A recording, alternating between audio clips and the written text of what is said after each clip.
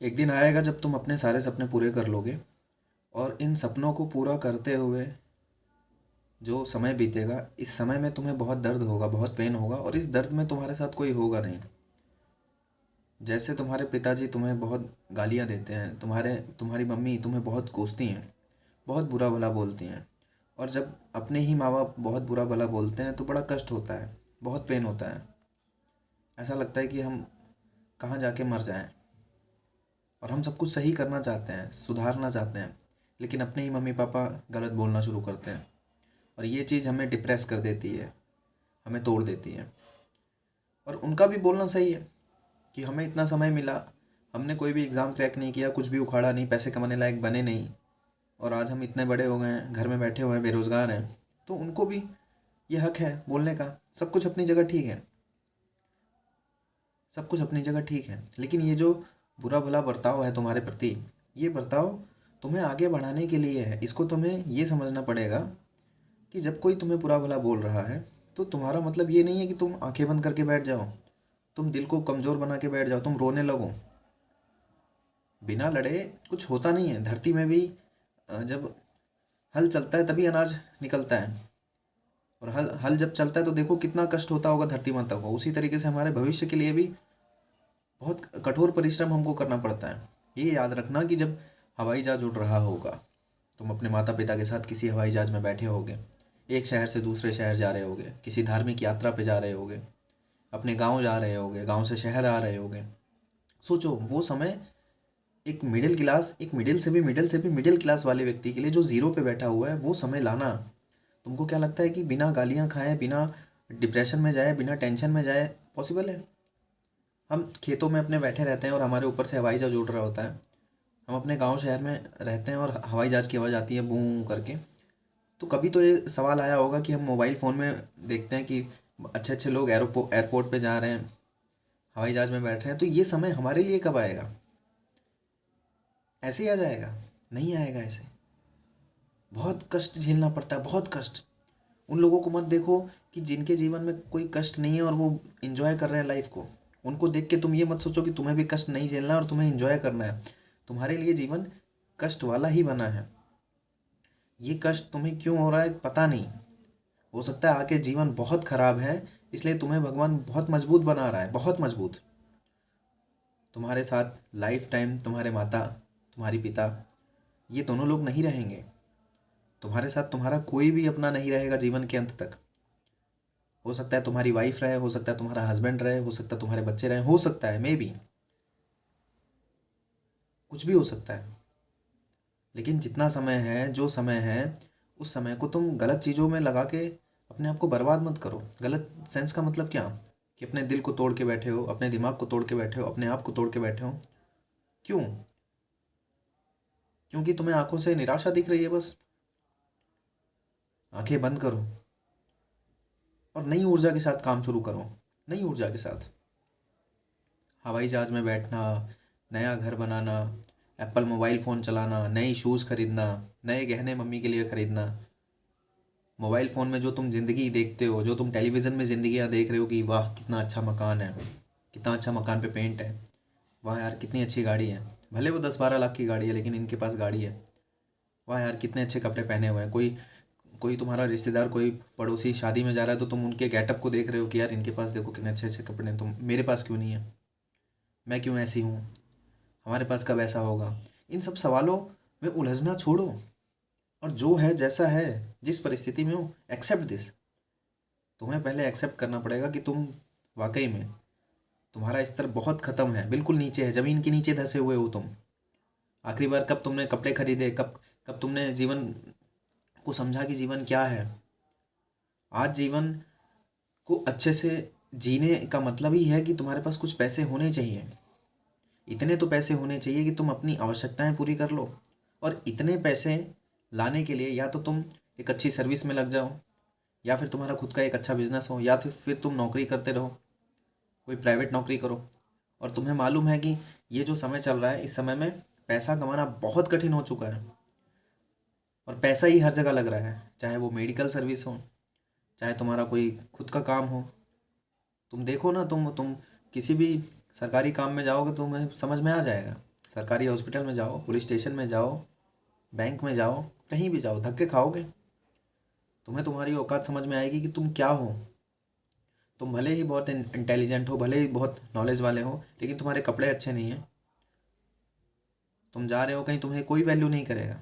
लेकिन अगर तुम रेलवे में हो, ग्रुप डी में हो, वेल मेंटेन हो, जाते हो, तो तुम्हारा आदर होगा, सम्मान होगा। तुम टीचर हो, तुम बैंक में हो, तुम कहीं भी जाओ, तुम्हारा आदर सम्मान होगा। जीवन तकलीफमय है, मैं मानता हूँ, लेकिन ये सोचो कि जो मैं तुम्हें अपने मुंह से बोल रहा हूँ, प्रेरित कर रहा हूँ तुम्हें करने के लिए, यही सबसे बड़ी एनर्जी है। जब किसी के कहने से कोई लड़का शराब पीने लग जाता है, किसी के कहने से कोई लड़का बर्बाद होने लग जाता है, तो किसी के कहने से कोई लड़का और लड़की अपना भविष्य सुधार भी तो सकती है। हनुमान जी को याद दिलाया गया कि आप उड़ सकते हो, वो उड़े, उनको उनकी शक्तियाँ याद आ गई। इसी तरीके से हमारे अंदर भी शक्तियाँ होती हैं, हमारे अंदर भी शक्तियाँ होती हैं, हर इंसान के पास वो शक्तियाँ होती हैं। लेकिन जब वो शक्तियाँ बहुत समय ख़त्म हो जाता है, बहुत दूर चले जाते हैं, हम समय ख़त्म हो जाता है, जीवन के आखिरी पड़ाव में चले जाते हैं, तो हमें वो समझ में आता है कि यार मैं ये कर सकता था, मैं वो कर सकता था, मैं ऐसा कर सकता था, लेकिन हम कुछ करे ही नहीं। एक सच्चाई तुमने सुनी होगी कि जब इंसान अपने जन्म से छुटकारा पाने लगता है, आखिरी समय में होता है, तो उसको एक पल के अंदर अपना पूरा जीवन दिखता है। क्यों दिखता है?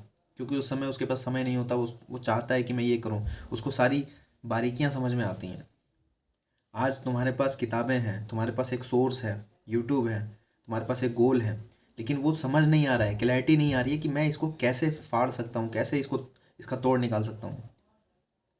और उस कैसे का मतलब है कि सिंपल राह पे चलना है, उठना है, टाइम से उठना है, टाइम से खाना है, टाइम से सोना है। थप्पड़ लगेंगे, रोना आएगा, माँ बाप गाली देंगे, समय खराब चलेगा, तबीयत खराब हो जाएगी, लेकिन तुम्हें अपने कर्म से टस से मस नहीं होना। कर्म क्या? कि बैंक पीओ का एग्ज़ाम है, फाड़ देना है, बीपीएससी का एग्ज़ाम है, फाड़ देना है, रोज़ उठना है, टाइम से जितना मैंने शेड्यूल फिक्स किया पढ़ना है, चाहे कुछ भी हो जाए। बी अ मशीन, मुझे मशीन की तरह काम करना है। अगर कोई मशीन अपने वास्तविक रूप से काम ना करे, तो क्या उस मशीन का कोई औचित्य रहेगा? कभी नहीं रहेगा।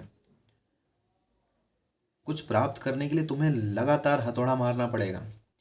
हम क्या हैं? हम सोचते हैं कि हमने एक बार हथौड़ा मारा, एक बार हथौड़ा मारना ही बहुत मेहनती काम है, बहुत मेहनत का काम है। और हमें यही लगता है कि दुनिया की सबसे बड़ी, सबसे ज़्यादा मेहनत यही है कि एक बार हथौड़ा मारा और चीज़ बन के आ जाए। लेकिन एक बार हथौड़ा मारने से कोई चीज़ नहीं बनती, बहुत उसमें लगता है चोट।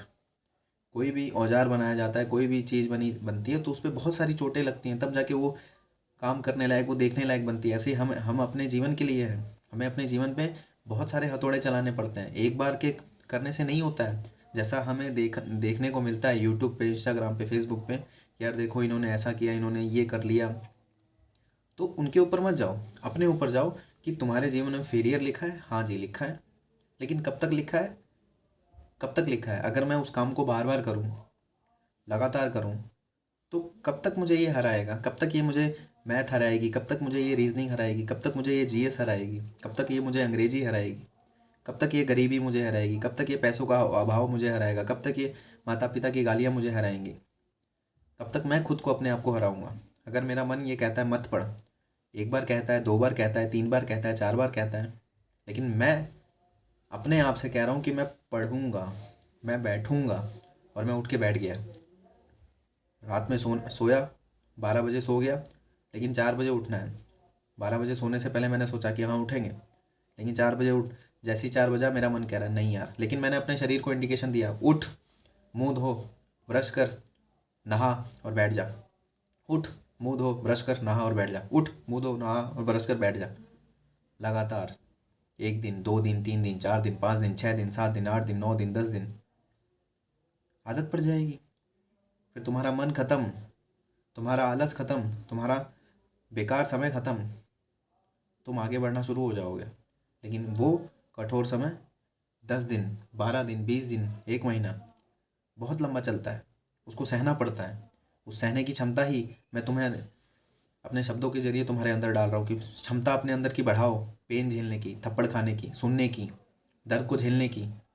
अपनी क्षमता बढ़ा लो, अपनी एक्सपेक्टेशन को बिल्कुल ख़त्म कर दो कि मैं एक बार ये करूँगा और ये हो जाएगा। कुछ नहीं होगा, कुछ भी नहीं होगा। तुम ऐसा करोगे और वैसा हो जाएगा, कुछ भी नहीं होगा। ये मान के चलो, दुनिया वाले बहुत ख़राब हैं, कोई इंसान अपना नहीं है। जो है सो है, तुम हो, तुम ही अपने लिए हो। तुम आज रगड़ के मेहनत करोगे, कल तुम सर्विस करोगे, परसों तुम बहुत सारा पैसा कमाओगे, तब तुम्हें ये दुनिया सलाम करेगी, तुम्हें अपना कहेगी, तुमसे प्रेम करेगी, तुम्हें भैया बाबू कहेगी, तुम्हें सोना कहेगी। लेकिन तुम कुछ नहीं कर पाए तो तुम्हारा सबसे प्रिय तुम्हें लात मार के चला जाएगा।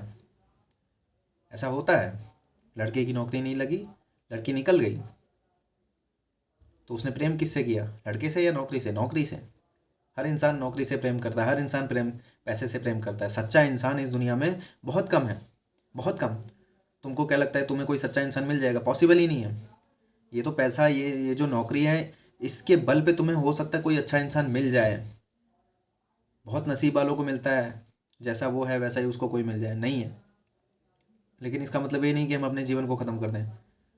कम से कम अच्छा जीवन जीने के लिए जो चीज़ चाहिए, एक अच्छी नौकरी, बैंक बैलेंस, इसको तो प्राप्त कर ले, आगे देखा जाएगा। पर ये याद रखना कि प्रेम अच्छे इंसान से नहीं होती है, उसके व्यक्तित्व से होती है, उसके बैंक से बैलेंस से होती है।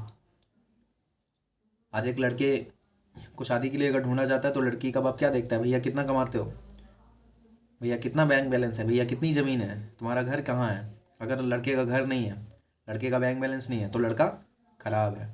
और वहीं कोई लड़का शराब पीता है, दारू पीता है, लेकिन बैंक बैलेंस है, घर है, बार है, नौकरी है, गवर्नमेंट में नौकरी है, सब कुछ सही है, चलेगा, भले वो उसकी लड़की को रोज़ मारे पीटे, उससे कोई मतलब नहीं पड़ता। सिर्फ उसके पास पैसा है, नौकरी है, तो सब कुछ सही है। तो सब कुछ वही है, तो तुम भी उसी चीज़ के पीछे पड़ जाओ ना। तुम लड़की हो, तुम सोचती हो कि तुम कुछ नहीं कर सकती, कर सकती हो। तुम बैंक में पीओ बन जाओ, देखो सारी दुनिया तुम्हें सलाम करेगी, जो चीज़ तुम्हें चाहिए सब कुछ मिल जाएगा।